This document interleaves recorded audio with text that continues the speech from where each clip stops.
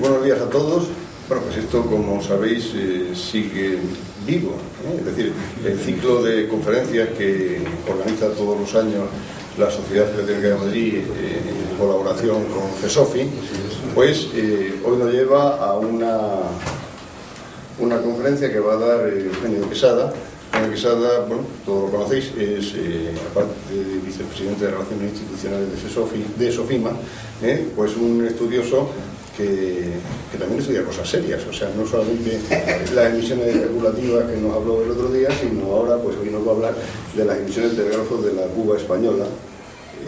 Además, quiero significar una cosa, y es que este trabajo que nos va a contar, bueno, pues va a ser publicado en RF. Y en cualquier caso, lo que sí que me gustaría es que a partir de ahora las conferencias que se den aquí pues se documenten un poquito, porque es una pena que se queden solamente entre nosotros, y que luego pues se puedan publicar en alguna revista filatélica. Lo digo desde la fuerza moral que me da el hecho de que cuando hice mi última conferencia aquí me obligaste a escribir un artículo. Por tanto, ya como yo ya he pasado por ello, ya puedo pedir que los demás también lo hagan. Otra cosa que quería deciros es que, como sabéis, esto se está filmando y la idea está en que SOFIMA va a hacer una especie de biblioteca, en sentido ampuloso del término, de todo lo que aquí se vaya diciendo en las conferencias. ¿Para qué? Pues para que no solamente quede constancia de ello, sino para que otras personas que no pueden asistir por razones geográficas o lo que sea a estas charlas y que puedan estar interesadas en ellas las puedan ver. Sin más, pues le dejo la palabra a Eugenio. En la seguridad nos va a enseñar de muchas cosas. Muchas gracias. Bueno, muchas gracias a ti, José Manuel. Bueno, pues muy buenos días. Muchas gracias por habernos acercado un domingo por la mañana a oír hablar de los sellos de telégrafos de Cuba. Para empezar, simplemente constatar la paradoja, ¿no? Que cuando yo le digo a algún amigo, a algún conocido que me dedico a sellos de telégrafos de Cuba, pues me mira extrañado, porque no entiende que me dedique a algo que ya no existe, como los sellos. Vamos, no existe, que no se usa para las cartas, ha perdido su función, además de telégrafos, que también una cosa extinguida, ¿verdad? Y de Cuba, que hace que no fue española pues unos poquitos años. En cualquier caso, pues aún a riesgo de que se nos identifique como frikis, pero aquí estamos, desde luego divirtiéndonos y en este caso compartiendo conocimientos. Lo que ha dicho el presidente de SOFIMA es que efectivamente tiene RF la primera entrega a publicar como encartes de 32 páginas, serán 5, sobre este estudio, con lo cual esto me ha obligado a poner, a concretar una parte de la información a la que he ido accediendo, con lo cual, si alguien quiere, se lo dejo, porque quizá algún aspecto pueda ser interesante y será un placer hacerle una fotocopia a esta fotocopia, ¿no? Bueno, yo creo que para empezar lo primero que habría que dejar claro es que los que saben de historia postal de Cuba, de historia postal o telegráfica, bueno, este es el único ámbito de la filatelia cubana que no se ha estudiado. Incluso el ámbito de los fiscales está siendo especialmente estudiado por Luis Alemany, porque he visto por ahí una excelente obra a punto de publicar ya, por cierto. ¿No de Cuba? No. Bueno, pues en cualquier caso, los estudiadísimos sellos de Cuba no han sido estudiados en el ámbito del telégrafo. Por tanto, el objetivo que me planteo con esta charla es, por una parte, enseñaros una serie de piezas que os permita ver la exhaustiva catalogación que estoy haciendo en relación a errores, a una serie de variedades, tanto de impresión como de dentado, bloques, cabeceras de pliego y sobre todo pruebas de punzón, enseos de color, pruebas de estado. Y el segundo objetivo es el de presentaros los resultados de una investigación de los aspectos que entiendo que son más interesantes de estas emisiones, ¿no? Que son los 5 tipos y las 12 variedades de las arañitas de los telégrafos de Cuba, y nada tienen que ver, o que no son las mismas que las de los sellos de correos. Hablar sobre las sobrecargas de habilitados por la nación insisto, de las emisiones de los telégrafos de Cuba y también de los sellos con la sobrecarga de muestra del Ministerio de Ultramar, así como de las diferentes marcas de las secciones y las estaciones de telégrafos de Cuba. Bueno, sobre la dificultad que tiene esta investigación o este estudio, pues la fundamental es la falta de estudios, no he podido apoyarme en ningún estudio anterior, lo cual es una gran alegría para cualquiera que coleccione sellos, el que algo no esté estudiado, ¿no? en aquella especialidad de la que se está ocupando. Yo, la vinculación mía al telégrafo es una cosa emocional. Alguien se preguntará, ¿y por qué, Eugenio, te metes con una cosa tan árida? Y bueno, yo cuando tenía 10 años, muy cerca de aquí, en la sucursal 10 de telégrafos, la que está enfrente de la Basílica de San Francisco el Grande, de la que fui, por cierto, monaguillo, pues había una sucursal de telégrafos de correos y de la caja postal, y mi padre era el jefe de la de telégrafos en concreto. Y entonces yo me quedaba cuando no tenía que ir a clase, en la oficina, y mi padre me permitía que me ocupase al principio de ayudarles a cumplimentar los giros telegráficos y telegramas a la tercera edad de la zona, que siempre argumentaba que se había dejado las gafas, y la verdad es que en las zonas populares de Madrid el nivel de analfabetismo en la tercera edad era muy alto. Y al final acabé haciéndolo todo, ocupándome de las tarifas, de la inscripción en el libro de registro, hasta de la transmisión de los telegramas y de los giros a través del teletipo a la sala de aparatos de Cibeles, haciendo que era mi padre, ¿no? Con lo cual eso me llevó a ser del cuerpo sin haberlo sido. Y bueno, planteada la anécdota, indicaros que a raíz de la implantación de la telegrafía en la serie de provincias españolas de ultramar, la Administración Postal Española emitió 79 sellos dedicados a la imposición de telegramas en Cuba durante el siglo XIX. Esos 79 se convierten en 87 si añadimos los habilitados por la Nación y los de Arañitas, que después hablaremos de ellos. Por tanto, los sellos de telégrafos de Cuba son emitidos entre 1868 y 1996. 1896, efectivamente, y sin duda estamos hablando de un conjunto que tiene una enorme rareza y algo que han atestiguado, de hecho, buena parte de los expertos en filatelia cubana actualmente en Miami y en Washington. Se da la circunstancia de que en el año 2 el catálogo del Círculo Filatélico Matritense, que es un antecedente de la Sociedad Filatélica de Madrid, en la que nos encontramos en la sede de FESOFI, pero que convoca esta serie de charlas, ya publicó en el año 2 un catálogo con todos estos sellos, y en el año 10 Barreras, que bueno, es otro Barreras evidentemente, ya publicaba en la revista de la Sociedad Filatélica Cubana los primeros artículos sobre las arañitas. Sobre las arañitas, insisto, de correos, no de telégrafos, que no se han estudiado aún. Como idea de hasta qué punto estos sellos están sin estudiar, indicar que en el catálogo especializado Edifil se dedican a los 87 sellos de telégrafos de Cuba, incluyendo, como decía, los habilitados y las arañitas, 5 de las páginas del catálogo. A los 173 sellos de correos de Cuba, que son el doble, se dedican 82 páginas. Es decir, 5 y 82 cuando la relación es de la mitad, ¿no? Eso da idea del desinterés y de la falta de información que existe acerca de estos sellos, y por tanto uno de los objetivos es el intentar que estos sellos obtengan o cuenten con una catalogación más completa. Y bueno, si nos remitimos a la obra de Abreu, al catálogo histórico postal de Cuba, que precisamente de 1855 a 1898, nos encontramos que de 2 centenares y medio de páginas, de 250, pues a los sellos de telégrafos de Cuba se dedica una parte muy residual, son 9 páginas, y solamente a la catalogación, la literatura, son apenas 18 líneas. Bueno, Por tanto, ante esta carencia de estudios, lo primero que había que hacer es acopio de sellos, ¿no? Y así lo vengo haciendo desde hace ya como 30 años, aunque algo más de 30 años, aunque ha habido un periodo en el cual solamente he acumulado y no he estudiado.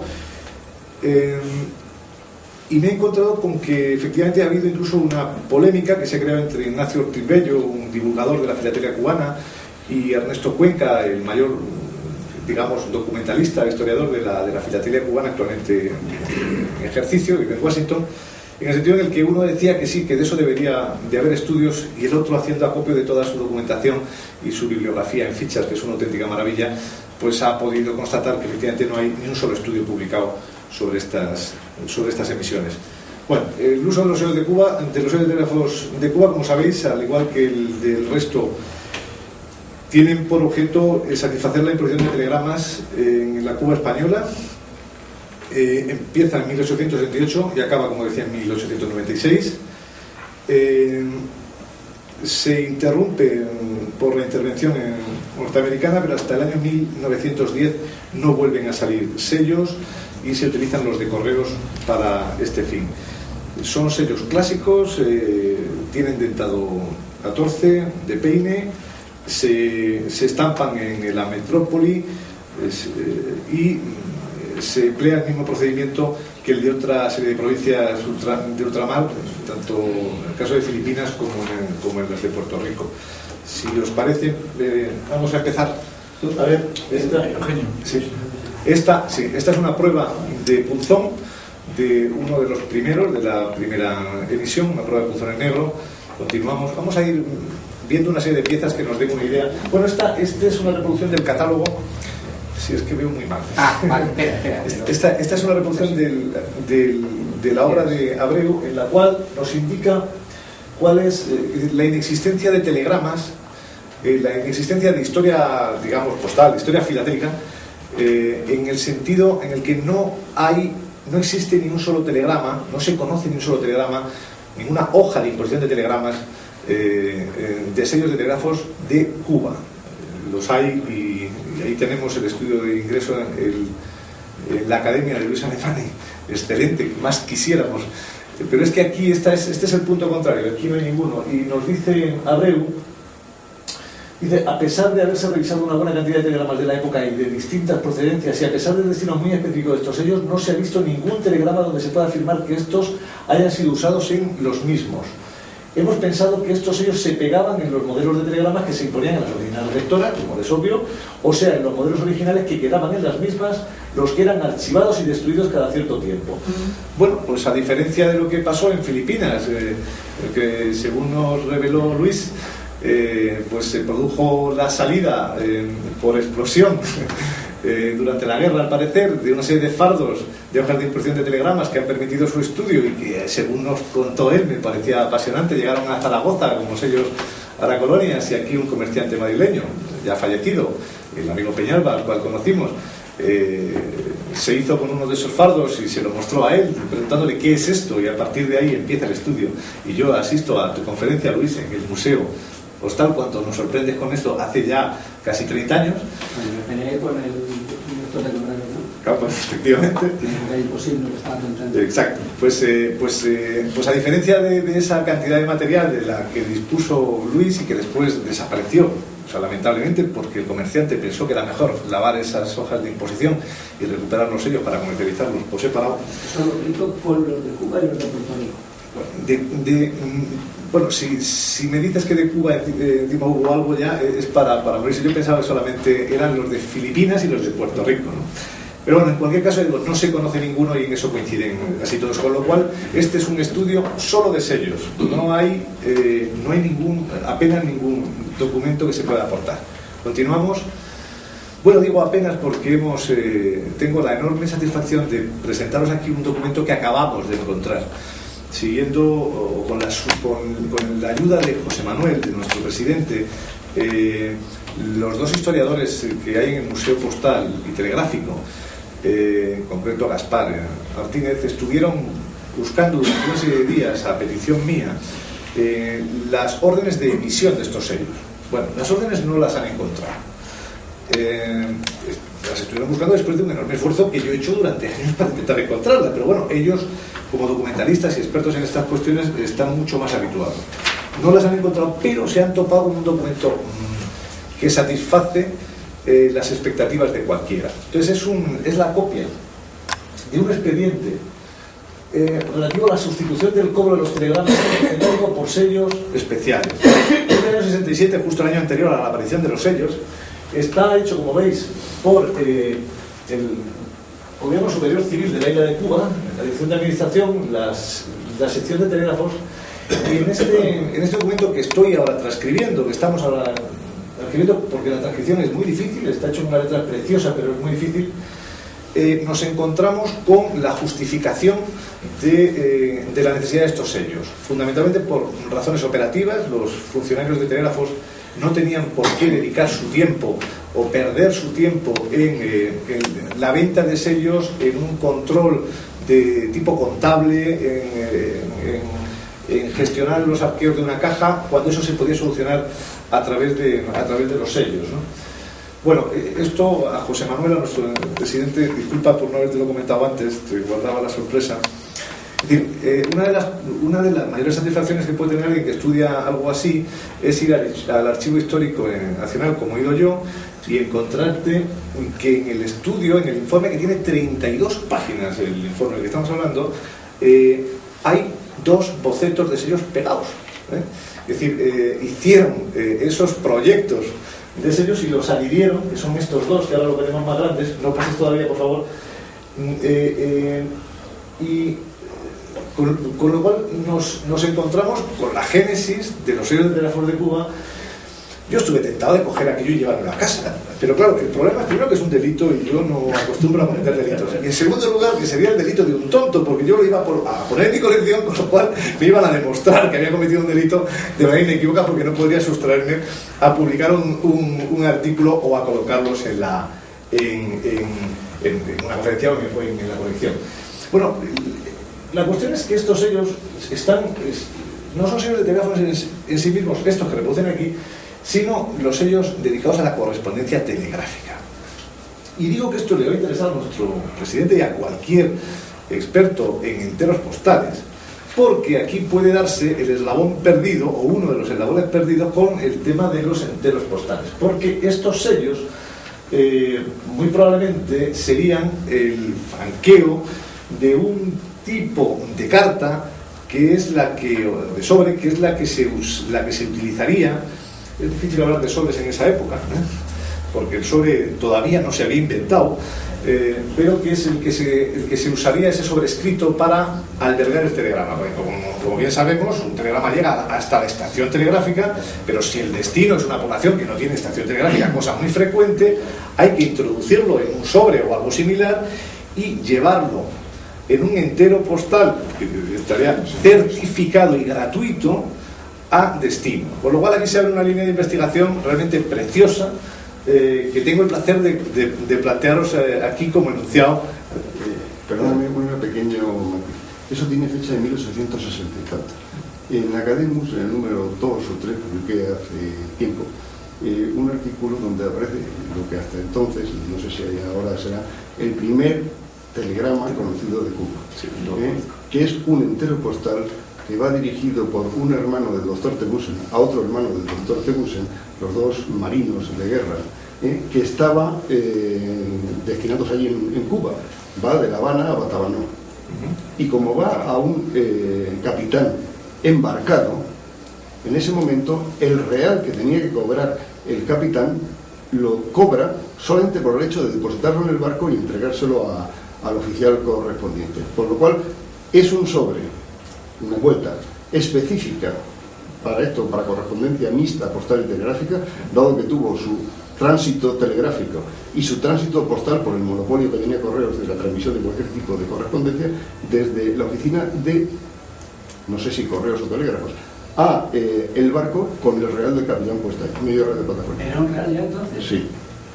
Entonces, un cuarto real. sí, sí. Y la cosa curiosa, que es ese tema, es que estamos hablando de no 1860 y tanto, sino de 1800, me parece que 53 o 54, porque no hay que olvidar que el telégrafo se implantó en Cuba antes que en España.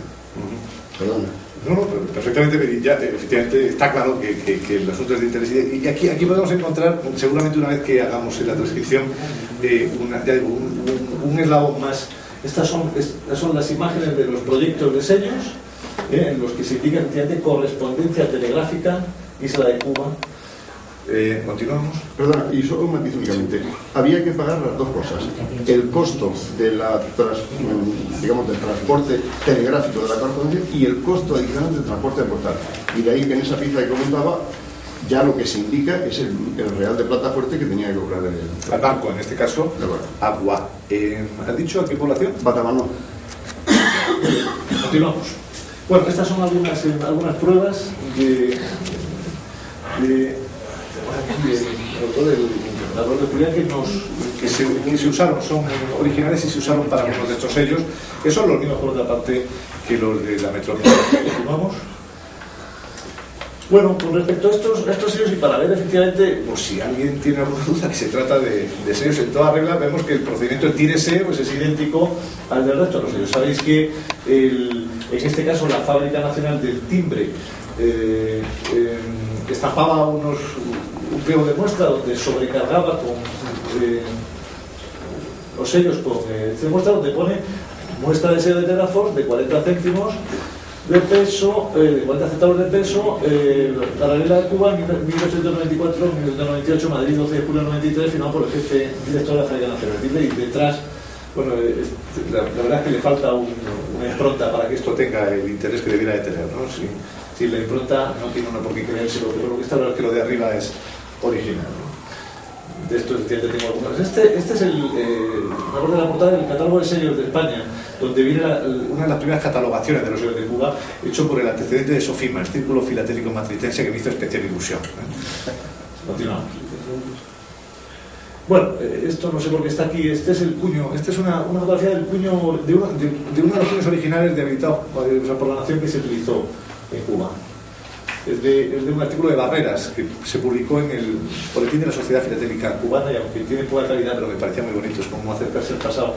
Este es el ejemplar de la revista donde está este artículo de Barreras del año 1903. Bueno, este es uno de los telegramas que no existen. Entonces, como no existen, pues he puesto uno, seguro que es de Luis Alemani, seguro, porque los tiene todos o casi. Y es un ejemplo de cómo debían ser. Esta la hoja de imposición del telegrama. Además, eran muy aparatosos los telegramas, tenían unos franqueos espectaculares, porque claro, el coste del envío de telegrama era muy alto, las tarifas. Con lo cual había que tirar de sellos en cantidades industriales. Entonces en la hoja se ponía destino, la vía, el número de palabras, en fin, los datos esenciales con la firma del jefe de servicio y la fecha. Y como bien sabéis, el sistema era el sistema del taladro, ¿no? Luis, un comentario. Para que suframos más, todos esos telegramas que los encontré no en este piso que estamos, sino saliendo de la escalera a la primera puerta de izquierda. Y ahí estaban los lavados del otro. Estaban los sellos ya lavados de la hoja de... Bueno, realmente eres capaz de amargarle a uno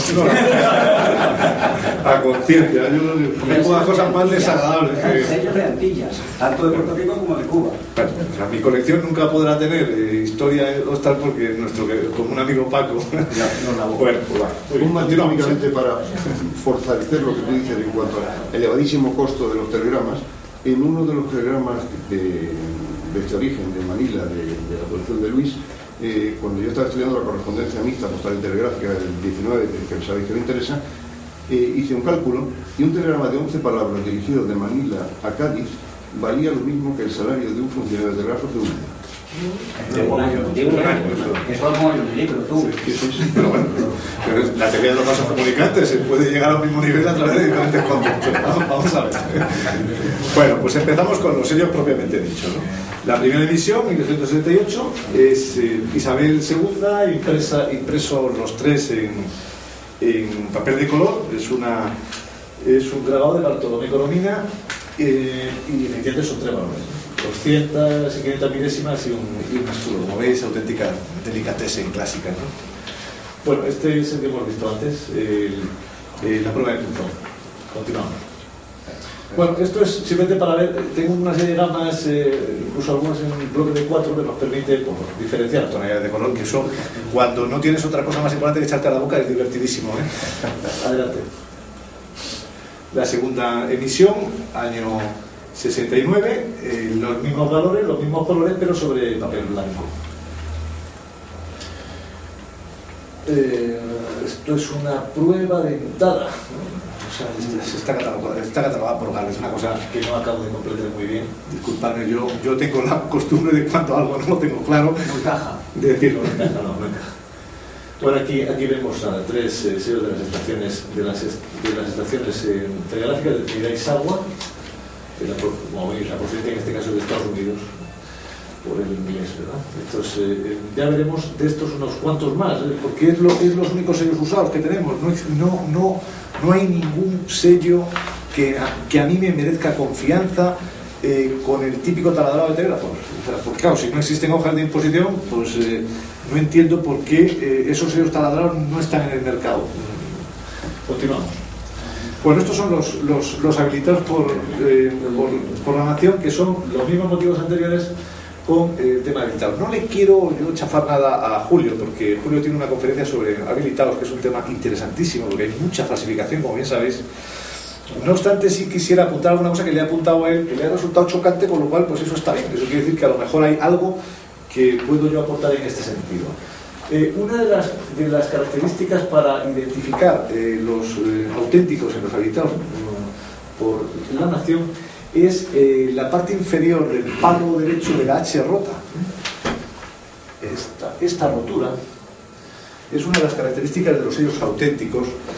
E insisto, que yo sepa, esto no se ha publicado en ningún sitio, y el otro día me decía Julio que, pues qué bien, vamos a hablar de ello. Yo pensaba que iba a venir aquí porque efectivamente creo que debemos de ir confluyendo. Luis me pide la palabra y yo tiemblo. Pero yo he conocido a viejos filatelistas, sí, que recordaban en la Puerta del Sol, en Casa Galvez, cuando iban a pedir un sello de habilitado por la nación, sabían tenía los originales de los tampones. Bien. Luego, ¿cómo vas a distinguir los buenos de los falsos? Ya sigues un camino, Luis, me vas a deprimir. No, porque es que esto mismo se comentó en mi anterior conferencia sobre los mataseros especiales de la Cuestión Hidráulica de Sevilla, sobre los sellos Quinta de Goya. Entonces, claro, en fin, cada vez aparecen mis pesadillas. Pero eso era que era Don Manuel, Don Miguel, aunque esto habrá Puerta del Sol. Bueno, ahora está la puerta. En cualquier caso, aquí tenemos la habilitación en negro, se cataloga estampada en diagonal, porque quizás es la forma en la que entrará entera, pero siguiendo lo que nos comenta Luis Alemany, aquí hay de todo. Verticales, bueno, aquí vemos las sobrecargas en azul, en este caso invertidas, no sé, he puesto los sellos invertidos, no sé por qué. Continuamos. Y después hay dobles sobrecargas, en este caso casi juntas, aquí las tenemos más separaditas. Continuamos. Bueno, pues la que ha ido es una está al derecho y otra está al revés, para que no nos falte ninguna de las opciones. No, que va, vamos, se lo creen seguro, ¿no? Bueno, después de esta nos encontramos la emisión de 1970, aparece el escudo de España oval. Continuamos. Bueno, estos son 4 valores, estas son pruebas de punzón. Continuamos.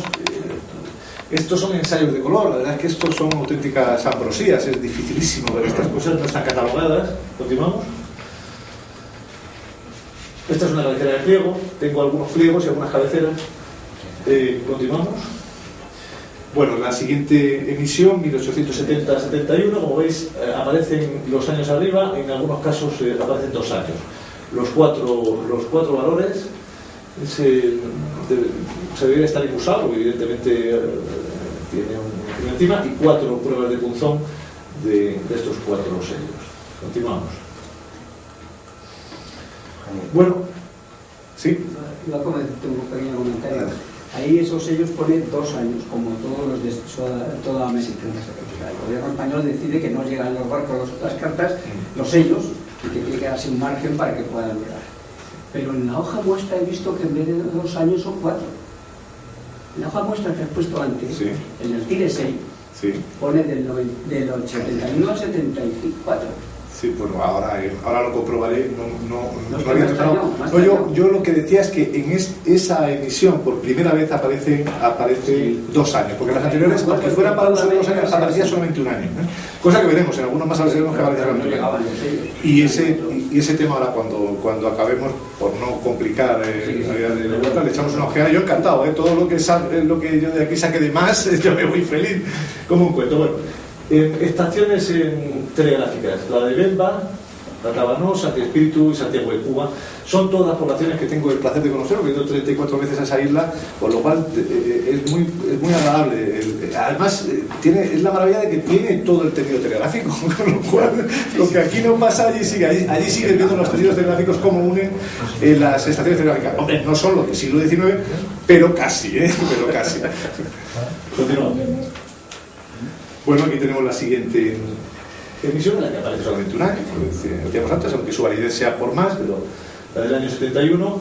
Y en este caso, estos que pongo en la parte inferior son lo que Gálvez catalogó en su rarísimo catálogo de España y dependencias postales especializado, es dificilísimo de encontrar. Lo catalogó como primeras impresiones en papel muy blanco. Continuamos. Bueno, otras 3 pruebas de punzón de negro.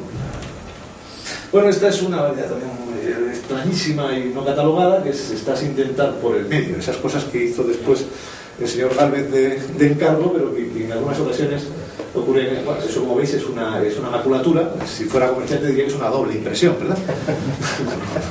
Continuamos. Es una prueba. Lo tengo escrito aquí.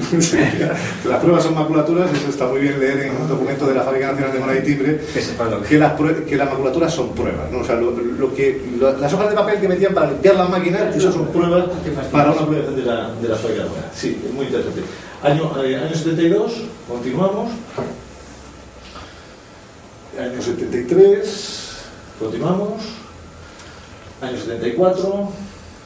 Algunos de estos son rarísimos, Bueno, aquí tenemos algunos sin dentar. Tengo de muchos, pero he puesto solamente unas muestras. En este caso una pareja y un sello suelto. Estos no están catalogados. Bueno, llega un momento en el que deja de aparecer los años. Continuamos. Estos son a diferentes emisiones. Aquí, pues nada, una gama de color, que insisto que es una cosa, cuando no encuentras nada, es estupendo comprar sellos para hacer gamas de color. Y por lo menos siempre te vas con la sensación de que el día se ha aprovechado, ¿no? Continuamos. Bueno, estos son del 76, efectivamente son de Alfonso XII, muy interesantes, de estos hay cosas muy interesantes. Continuamos, por favor. Bueno, estos son sin dental, por ejemplo, cogí solamente en una meseta, veis incluso diferencia de colores, sin dental, o sea, inexplicable. Bueno, o explicable, porque da idea de que efectivamente no había voluntad de que quedasen sin dental, porque si lo hubiera habido, se hubieran sacado unos cuantos pliegos todos seguidos y todos tendrían la misma impresión, no 2 tonalidades distintas, lo que quiere decir que son los pliegos que se escapaban sin dentar, ¿no? Y lo que entre este y aquel veis que hay una diferencia, este es mucho más claro que aquel, ¿no? Continuamos. Bueno, también tenemos una serie de maculaturas, algunas están catalogadas, muy pocas, la mayoría no, con sellos de esta misma emisión, incluso con sellos, algunos veremos de Filipinas, ¿no? Está muy bien una maculatura, eso da idea efectivamente que se usaba para limpiar las máquinas, porque es imposible que salga un sello de Cuba y otro de Filipinas en la misma, en el papel, salvo que esos pliegos se usasen para lo que se usaba, para descargar las máquinas de tinta, ¿no? Continuamos. Otra doble impresión, lenguaje comercial, maculatura en estado puro. Bueno, la emisión de 77, aquí antes hemos visto que la anterior emisión era la corona mural, aquí se sustituye por la corona real. Continuamos. Igual estos son de los de la impresión, la primera tirada, impresión papel muy blanco y terminología galveciana.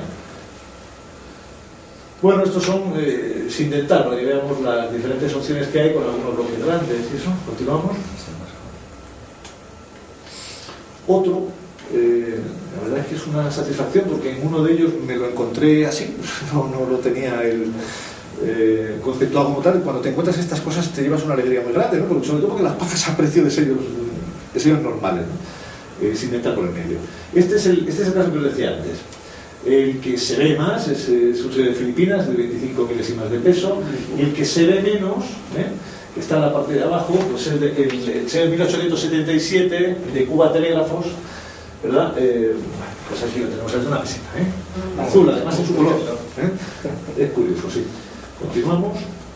Bueno, la emisión del año 78, seguimos. Dos hermosos bloques. Es curioso porque estos bloques los compré a una prestigiosísima casa filatélica de Barcelona, que los tenía conceptuados como de lujo y tal, una cosa fantástica. Entonces, a mí me parece que esto no... Entonces, cuando lo recibí, estaban así, ¿no? El efecto del Caribe sobre las gomas de los sellos es devastador, ¿no? Continuamos. Bueno, aquí tenemos una auténtica preciosidad, un error de dentado, es que está desplazado, pero es que aquí deja de estar, ¿no? Por lo cual deja de estar en vertical y en horizontal, sin duda, por un desplazamiento de la hoja de la hoja de papel del pliego a la hora de treparlo, ¿no? Continuamos. Bueno, estos son otras dos pruebas, maculatura. Yo tiendo a pensar que es una maculatura porque en este papel no tiene sentido una prueba, ¿no? Son papeles de color, son los colores originales y son buenas. Continuamos, esta es la emisión del 79, seguimos. Bueno, es una gozada, ¿no? Las he puesto muy grandes, con lo cual veis un poco el paso del tiempo inexorable sobre estas piezas, ¿no? Son auténticas maravillas por los márgenes que tienen, porque además, si veis, son ensayos de color. Estos son de una peseta, estos son de dos pesetas. En este caso son ensayos de color, en este caso son tres con el mismo color. Continuamos. Bueno, y estos son lo que os comentaba antes, la primera impresión en papel muy blanco. Realmente, cuando tienes los ejemplares ves que no tienen nada que ver y parece que están recién estampados, y no va a ser el caso. Bueno, aquí nada, continuando con el tema de las gamas, estas aburridas, que es una cosa muy humilde, pero insisto, yo de la que me siento especialmente orgulloso. Pues gamas en parejas, en bloques, continuamos. Otra cabecera de pliego. Continuamos. Bueno, estos son dos cambios de color, una cosa bastante curiosa. Existen, están catalogados y son los sellos con los colores cambiados. Yo decía, bueno, y este matasellos que no consigo entender qué demonios es. Bueno, pues continuamos. Hace un par de semanas la Dirección General de Rentas Estancadas, todos los que están en usado están con esta preciosa marca de rentas estancadas. Continuamos. La fotocopia es en blanco y negro porque no he conseguido hacerme con ellos todavía. Es lo único que no es de mi colección aún. Bueno, la emisión del 80. Bueno, más maculaturas que dan mucho color, son muy vistosas. Continuamos. Después el tema de los matasellos, en este caso de las secciones. Esta es de la sección telegráfica, el distrito telegráfico, la sección de Puerto Príncipe. Estampados sobre sellos sueltos y un precioso bloque de 4 que se ve perfectamente la marca, con los haces del telégrafo, en fin, la preciosidad. Continuamos. La del 81, seguimos. Bueno, aquí tenemos lo mismo, eso que hemos visto son pruebas de punzón, son ensayos de color. Realmente, estos son la primera impresión en papel muy blanco, en sello tipo y en bloques de 4. Continuamos. Y tenemos otra de las secciones sobre sello suelto y sobre lo que están también estampados que parecen de favor. Adelante, continuamos. Ya pierde el año en el 82, en 1982 ya pierde el año, y de identificarlos es un poquito más complicado, pero no hay problema. Algunos colores incluso llegan a coincidir.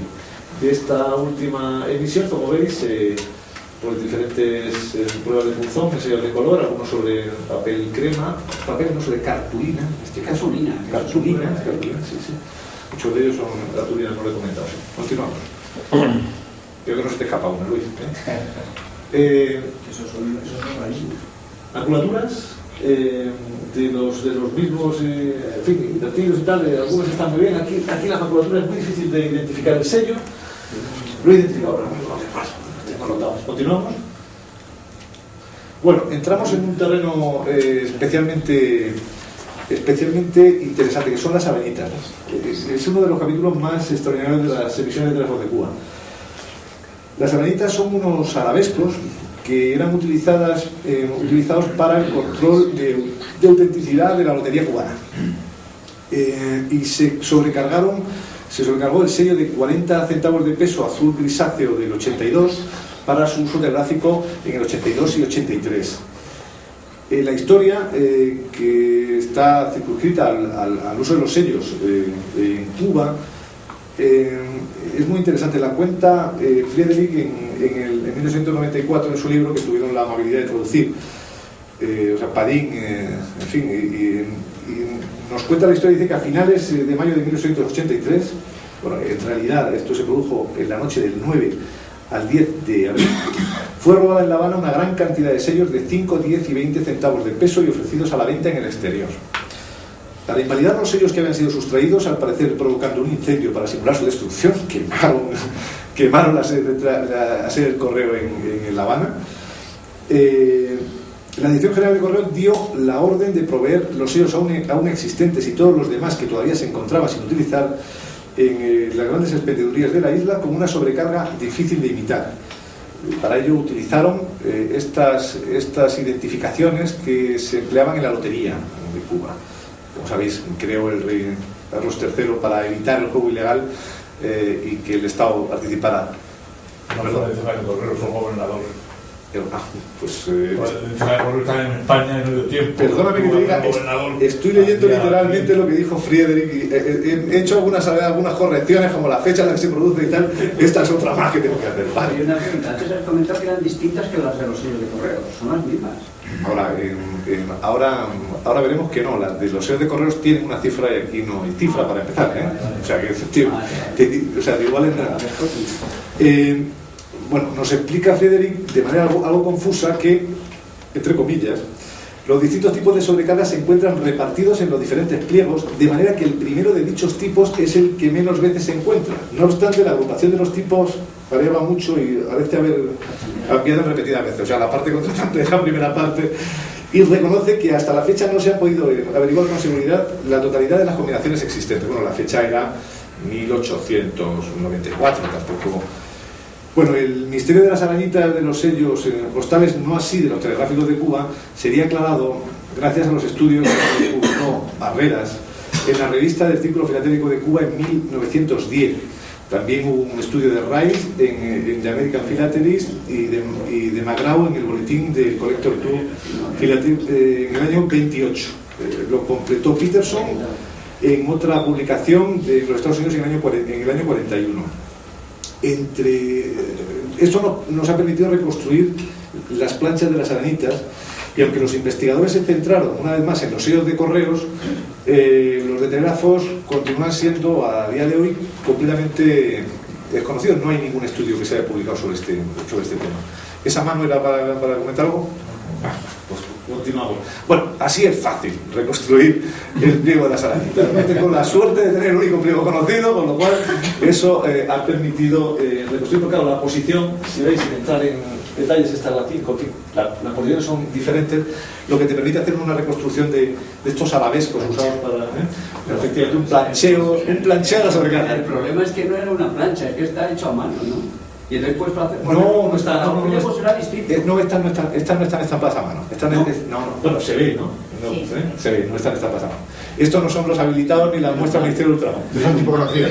Efectivamente, eso se sobrecargó en tipografía. Bueno, aquí tenéis uno de mis fichas, no os pongo las variedades, pero ya veis, dobles, triples sobrecargas, invertidas, bueno, todas las opciones imaginables, porque claro, era una sobrecarga en tipografía y se hizo a toda prisa, con lo cual hay de todo, ¿no? De todo, pero se ve que casi todos son dificultades de ajuste, problemas de ajuste. Continuamos. Eso es lo que teníamos. Bueno, tampoco nos vamos a extender. Yo simplemente lo único que planteo es que de estos sellos lo que tenemos es, bueno, esta es la reconstrucción del pliego, ¿no? Claro. De tal forma que eso nos permite identificar la posición de cada uno. Continuamos. Y aquí pues ¿por qué se reconoce? Porque es que hay erosiones o golpes en las matrices. Entonces, claro, esta en realidad es la misma sobrecarga, pero está invertida. Por eso está Roma, está Romo, ese pico a la izquierda, y ahí está a la derecha, y aquí he puesto pues los sellos. Continuamos. Este es el tipo 1, este es el tipo 2, y es al revés. Veis que este pico que no llega a tocar la línea está en una posición o en contra, por lo cual estos serían los tipos, y dentro de ello las variedades. Continuamos. Continuamos. Este es el 3. Se está girado. El 4. Bueno, y esta es la última, la 5, de la cual hay 4 variedades, porque esta tiene las 4 posiciones. No las dos. Bueno, entonces, estas son las arañitas, un tema realmente fascinante, y bueno, sin estudiar hay una serie de falsificaciones, pero se detectan con una cierta facilidad, son muy burdas. Continuamos. En telégrafos existen también las falsificaciones para los sellos telegráficos. Así todo es lo de correr, porque es que estos sellos no les ha hecho caso nadie. Sí. A estos sellos, como no se les ha hecho caso, lo bueno es que están poco falsificados. Por eso lo estoy diciendo. ¿Quién se metía con ellos? Una cosa tan compleja. Las hay relativamente actuales, se nota. Bueno, aquí tenemos la siguiente emisión, porque no se acaba con las arañitas los sellos. Continuamos. Bueno, este es un uso muy probablemente fiscal, por la marca, un uso probablemente fiscal de estos sellos de telégrafo, de un bloque. Si quieres te lo paso. Continuamos. Bueno, aquí tenemos pues, lo mismo, 2 impresiones de las primeras y dos sellos usados. Continuamos. La siguiente emisión, en este caso de 5 sellos. Continuamos. Sin intentar por el margen derecho. El margen derecho. Continuamos. No te preocupes. No te preocupes, si la idea es dar una idea, valga la redundancia aquí. Por aquí tenemos otras. Desgraciadamente, los que puedo poner con el taladro telegráfico a mí no me merecen confianza, con lo cual no los pongo. Continuamos. Es la marca de las Gama. Continuamos. Tonalidades. Bueno, aquí tenemos lo que era en sí, ¿no? El tema de las gamas de tonalidades de color. Una pena que no haya de estos sellos pastillas, porque entonces haría hojas completas, que es lo que me apetecería. Continuamos. Bueno, aquí tenemos de Santa Clara, de la administración principal de comunicaciones de Santa Clara, que son tan bonitas que os parecen hechas a propósito. De favor, continuamos. Bueno, pues otra emisión. Seguimos. Está en este caso a dejar de intentar. Esta es alguna de. Deja el pito que me distraes. En este caso son ya con las sobrecargas de muestra del Ministerio de Ultramar. Otra tema muy interesante, porque tengo sellos con esta sobrecarga de casi todas las emisiones, lo cual me está permitiendo establecer una diferencia. Claro, la sobrecarga no era la misma a lo largo de todos estos años. ¿Cuáles eran las diferentes sobrecargas? Porque hay diferencias obvias de unas a otras, de tal forma que se va a poder identificar con mucha facilidad las que son falsas, que hay muchas, porque la mayor parte de ellas se han aplicado de forma indistinta, y al no saber que ese tipo de sobrecarga estampada manualmente, de muestra de ultramar, se utilizó solamente de tal año a tal año, pues muy probablemente, bueno, no, muy probablemente no, de hecho ya he comprobado que ha llegado algunos de los falsificadores a utilizar hacer una sobrecarga que no correspondía con esa fecha, con lo cual se podrán identificar la mayor parte de las falsificaciones. Continuamos. Bueno, pues otra emisión con los sellos intentar. Sellos intentar. Estamos. Continuamos. Otra cabecera. Seguimos. Esta es una estampación de dulce. Continuamos. Esto es lo que os comentaba, ¿no? Es decir, ya se notan muchísimo las diferencias de las muestras del Ministerio de Ultramar, incluso en el subrayado ese, las reglas que tienen, que lo tienen o no lo tienen. Continuamos. Aquí se lee a la perfección, y con esta calidad de estampaciones es muy fácil de identificar. ¿Esto por qué se ponía? Porque no eran muestras como entendemos nosotros, muestras. Esto era una marca comercial o algo. No, esto lo hemos visto al principio. Quien se ocupa de la distribución de estas emisiones es Ministerio de Ultramar. Y por tanto el que tiene que autentificar que los sellos que se van a poner en servicio son estos y no otros, pues es el Ministerio de Ultramar. De hecho, está buscando las órdenes de emisión en el Ministerio de Ultramar. Encontrarlas en correo y la informa, no doy con ellas. La abundancia de este tipo de muestras, como todas las muestras, está en que en el convenio de la OCU había que mandar 500 ejemplares a Berna para su distribución internacional, para que la gente supiera lo que les iba a venir. Y entonces, claro, muchos se destruían. Pero es que no hay 500 ejemplares, es que hay muchísimos. No, pero es que 500 por un pliego, imagínate lo que hay.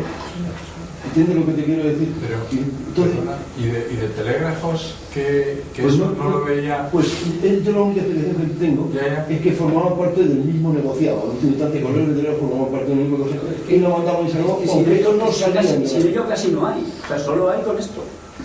Y anticipando, como se renovaban los sellos periódicamente, cada año normalmente, para evitar todo ese tipo de cosas, había que avisar a la oficina de correos de la que van a llegar el dinero de esto, está en la muestra. O sea, para que no... En este caso, de todas formas, un asunto sobre el que habrá que profundizar, aparte de identificarla, es verdad, documentar cuál era su fin, su objetivo y cómo se hacía.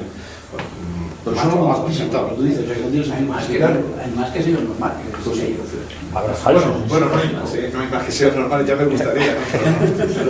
Bueno, pues si os parece, continuamos ya sin imágenes. Lo que me queda es poco y sé que estamos ya al final de la hora habitual que nos damos sobre las muestras de Ministerio de Ultramar. Efectivamente, como sabéis, fueron estampadas en España. Estaban a cargo de la misma imprenta estatal que realizaba los sellos de correos. Se aplicaban con motivo de la puesta en servicio de cada emisión. Lo hacía en este caso, en estos periodos, la Fábrica Nacional del Timbre, que como sabéis también se denominó en Fábrica Nacional del Sello y después FNMT, y remitía al Ministerio de Ultramar uno o varios pliegos de cada valor que se sobrecargan con los fines que efectivamente están por averiguar, ¿no? Hay una serie de piezas en las que, como decía, se ve con una gran claridad las estampaciones, lo que nos permitirá efectivamente reconstruir cada una de estas y compararlas. Bueno, como quizá empezando o acabando por el principio, el tema de los sellos de telégrafos, ¿para qué, no? Bueno, en el siglo XIX los sellos de telégrafos se utilizaban para adherirlos a la hoja o impreso de imposición de telegramas, siendo inutilizados mediante los característicos talados telegráficos y excepcionalmente con estampaciones de cuños telegráficos, fundamentalmente en la correspondencia o en documentos que circulaban en el propio cuerpo de telégrafos. Las hojas de imposición quedaban en poder de la oficina de origen, donde el remitente ponía físicamente el telegrama, ¿no? Es una cosa aberrante para nosotros, pero la hoja de imposición con todos los sellos se la quedaba a la oficina de origen, que era el justificante de que había pagado este tema. Eso se archivaba, como hemos visto antes, se clasificaba, se enviaba a la central, donde era custodiada hasta que se destruía en su caso. Con respecto a lo que dijo Abreu, ya está claro. Hay una cuestión con respecto a los telegramas. Para mí era muy importante dejar claro la inexistencia de telegramas, porque una colección como esta, sin documentos, sin historia postal telegráfica, pues digamos queda coja, ¿no? Por eso le pregunté, al final de una conferencia de Luis Alemani que dio aquí, le pregunté si había visto alguna vez un telegrama, una hoja de imposición de telegrama de la Cuba española, y me contestó que no. Ahora ha ampliado la respuesta, a pesar de, puesto que las que sí había visto, y sí hemos visto todos, son de Filipinas y de Puerto Rico. Cuando dice Puerto Rico, eran Antillas. Eran Antillas. Es que, insisto, lo de Cuba, al no haber ningún taladrado suelto y en el caso en el que los hubiera lavado el amigo Peñalba, pues lo más probable es que alguno rondara por aquí. No se los compraba nadie, estaban en un saco ahí, en el piso de al lado. Y cuando murió, mira que había un neutrón, todo de ahí desapareció. Todo eso ha ido quemado. Muy bien, pues. Los taladrados en cualquier ninguno, la gente no los conocía, no quería nadie, porque estaba taladrado. Entonces estaban ahí arriba. Esa es pues esa. Cuando yo era niño, en la Plaza Mayor, los hijos taladrados estaban. Sí, era de los Este tampoco los ha querido y no los ha puesto. No, es que los que tengo no me merecen confianza. Por eso no los he puesto. Están hechos ante la ley. Sí, es que aquí la cuestión es que los taladros, he encontrado las órdenes de fabricación de los taladros donde se indican los milímetros que debían tener. E incluso he comparado los taladros ampliándolos mucho. Parece un taladro y digo, es un redondel, ¿no? Pues no, no es un redondel. Los taladros de entonces eran absolutamente irregulares. En cuanto haya una ampliación suficiente, distingues perfectamente un taladro auténtico del que no lo es. Entonces, como no podía compararlo con ninguno que tuviera fiabilidad para mí, pues lo que hice fue compararlo con los de Filipinas. Y claro, no tienen nada que ver. Los que he encontrado son mucho más regulares que los irregulares de Filipinas, lo que me lleva a la conclusión de que, teniendo en cuenta que el proveedor era el mismo, lo que se hacían en España, los taladros, pues no había caso, ¿no? Los Filipinas se hacían aquí. Se hacían allí. Pues se hacían allí en el momento de pagar. Pues lo de, no, digo la fabricación del taladro físico se hacía en España. Y yo digo, tengo las órdenes de encargo de la Dirección General de Telégrafos encargando los taladros, abriendo el concurso para que se presentasen las ofertas. Bueno, en cuanto a la cotización y la rareza, yo en tema de cotización obviamente no es el sitio para hablar de ello, pero lo cierto es que los catálogos ofrecen unas cotizaciones ridículas. Estuve con un comerciante, presidente de una empresa editora de catálogos española hace no mucho, entonces viendo su stock, aunque se supone que se ha retirado, pues había unos cuantos usados de telégrafos y entonces lo sacó y tal, y cuando estaba mirando el catálogo dice, pero bueno, pues estos sellos valen mucho más y tal. Lo dices tú, que eres el que pone los sellos en el catálogo, se nota que no tienes casi ninguno, ¿no? Porque si no estarían mucho más altas las cotizaciones. Esto no debería de salir aquí. En fin, como no he dicho el nombre, lo dejamos así. En cualquier caso, en la revista de la Sociedad Filatélica Cubana aparece en junio del año 57 un editorial que firma la Junta Directiva, en el cual, bajo el precio de los sellos de telégrafos, dice: a la inversa del caso de los sellos de correos, hemos observado que el sello de telégrafos de Cuba es realmente un tipo de sello muy raro, pues solamente se encuentra en colecciones antiguas y en las que se montaron en álbumes franceses, ya que los álbumes americanos los han desechado. La publicación filatélica cubana concluye que el coleccionista no puede dejar pasar por alto el interés que los sellos de telégrafos tienen, y por consiguiente nos hemos dedicado a realizar estudios más profundos sobre el precio de los sellos, en los mercados europeos, ya que no existen en los americanos, habiendo llegado a la conclusión de que es necesario hacer un cambio radical en dichos precios. Lo cierto, probablemente, es que a causa de su escasa demanda, este cambio de valoración nunca ha llegado a los catálogos. Y bueno, como el editorial, la primera entrega esta de 32 páginas, que os he pasado una fotocopia, que en principio tiene RF para publicar cuando nuestro amigo Paco acabe su publicación, que me parece que tiene para rato, por lo cual ya veremos. Él dice que no. En cualquier caso, hay un prólogo que le pedía a Juan Macerrato, el presidente de la Federación Vasca de Sociedades Filatélicas, el jurado FIP, que es un hombre del telégrafo, aunque esté ya jubilado de la promoción del 69, también, pero de telégrafos. Y entonces, una de las cosas que dice en su prólogo es que esta aportación al conocimiento de esta parcela tan querida como olvidada de la filatelia española es la primera en la que un filatelista se acerca a la Cuba española para realizar el estudio en profundidad de unas emisiones que hasta ahora nos parecían malditas y que durante más de un siglo han venido sufriendo un injusto ostracismo por la mayoría de los grandes coleccionistas. Espero que este estudio contribuya a darles la popularidad que merecen y sirva para impulsar el conocimiento general de su importancia, interés y rareza. Que Dios te oiga, Juanma. Muchas gracias.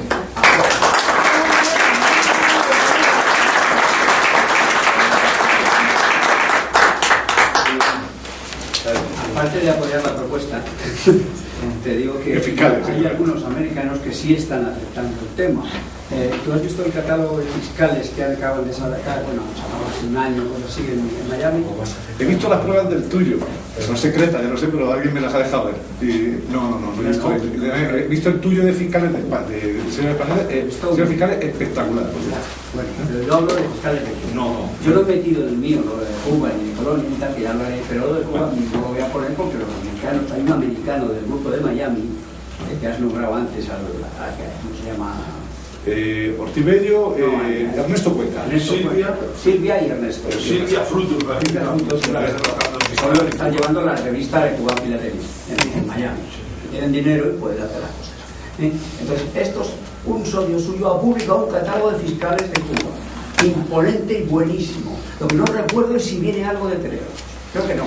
Seguramente no. Yo lo tengo publicado todo, o sea que puedo enseñártelo. Pues, si viene algo de esto, te lo mando. Te lo agradezco, aunque es muy probable que no, porque con Ernesto Cuenca me cambió. Este es un estudio que se va a publicar en inglés en Estados Unidos, inglés y español.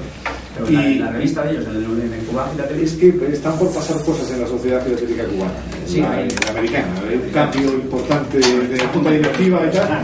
Están hartos ya. Efectivamente, parece que los de Washington quieren decirle a los de Miami que ya está bien de determinadas cosas. Y además ese cambio será muy interesante porque, hombre, este estudio me está permitiendo relacionarme con ellos y sería muy bonito un hermanamiento entre la sociedad filatélica cubana, la americana, la que hay en los Estados Unidos, que es muy potente, y la sociedad filatélica de Madrid. Sobre todo porque coincidimos en el estudio de algo tan nuestro y suyo como es la Cuba española. Porque se lleva muy bien por lo menos conmigo. A mí me colocan cosas en cuanto pueden. Eso se lleva bien. Lógico. Bueno, ¿alguna cuestión más o nos vamos a tomarnos unas cervecitas? Pues insisto, agradecidísimo por Muchísimas gracias.